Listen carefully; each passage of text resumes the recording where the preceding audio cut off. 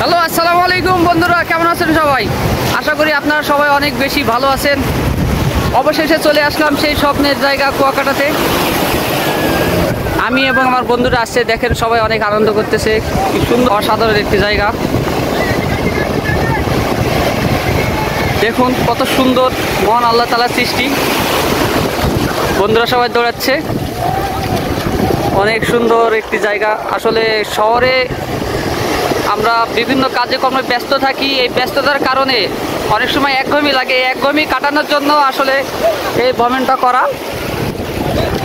তো দেখুন, শীতের মৌসুম পড়তে সবাই উৎসুক জনতা কুয়াকাটা ঘুরতে চলে আসছে।